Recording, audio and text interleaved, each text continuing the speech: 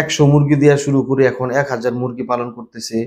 1000 মুরগি পালন করে এখন 1 কোটি টাকার বিজনেস করতেছে। ছোট্ট করে শুরু করে এখন মাসে আয় 40,000, 50,000। এই ধরনের অনেক ভিডিও কিন্তু আমরা ইউটিউবে অথবা ফেসবুকে আমরা এই ধরনের প্রতিবেদন প্রতিনিয়ত পাই। তো আপনি যদি এই রকম কোনো ধরনের ভিডিও দেখে উদ্বুদ্ধ হন এই পোল্ট্রি সেক্টরে আসার জন্য, তো আমি বলবো আপনি একটু থামেন। আপনি আরো একটু ভাবেন, আপনি একটু সময় নেন। প্রত্যেকটা সিদ্ধান্তের আগে বিশেষভাবে আপনাকে সময় নেওয়া খুবই জরুরি। আর সেটা যদি পোল্ট্রি সেক্টরে হয় সেটা তো আরো অবশ্যই এরকম সময়টা আপনাকে নিতেই হবে।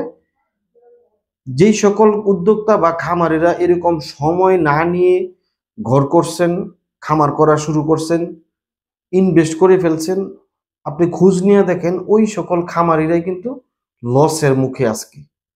কিন্তু যদি আপনার বাস্তব ভিত্তিক জ্ঞান থাকতো, অল সাইড ধারণা থাকতো, সেক্ষেত্রে আপনি অতটাও লসের সম্মুখীন হইতেন না। তো আমরা সেটাই বলতে চাচ্ছি, পোল্ট্রি সেক্টরে আসতে হলে আপনাকে 10 বার ভাবতে হবে যে আপনি খামার করবেন কিনা। আর অবশ্যই আপনাকে মাথায় রাখতে হবে আপনি কখনোই পোল্ট্রি সেক্টরের বিজনেসটা বাকিতে করতে যাবেন না। সেইটা আপনার একেবারে মুরগির বাচ্চা থেকে শুরু করে বাচ্চা, ফিড, ঔষধ অথবা অন্যান্য ইনস্ট্রুমেন্ট তথা মুরগিটা যখন রেডি হবে এটা বাকিতে আপনি বিক্রিও করবেন না। আপনি 2 টাকা কমে বিক্রি করবেন কিন্তু নগদে বিক্রি করবেন। অর্থাৎ পোল্ট্রিতে কোনো বাকির লেনদেন করতে গেলেই আপনি ঝামেলাতে পড়ে যাবেন। আর এই ঝামেলা থেকে আপনি উঠতে উঠতে আপনার অনেক সময় চলে যাবে, তথা আপনি অন্ধকার দেখবেন সামনে।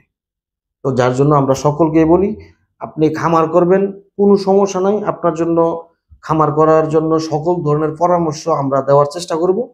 কিন্তু আপনি খামার করার আগে আপনি নিজে নিজে অন্তত 10 বার ভাবেন যে আপনার দ্বারা খামার পরিচালনা করা, খামারের সমস্ত কাজ, খামারের বিষয়াদি ম্যানেজ করা, অর্থাৎ সার্বিক বিষয় আপনি এটা পারবেন কিনা।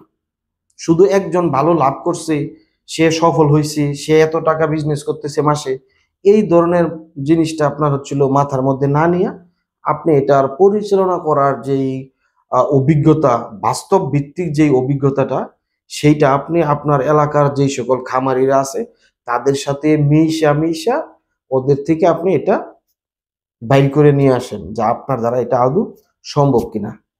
তো আজকের মতো এই পর্যন্তই। ভালো থাকবেন। আসসালামু আলাইকুম।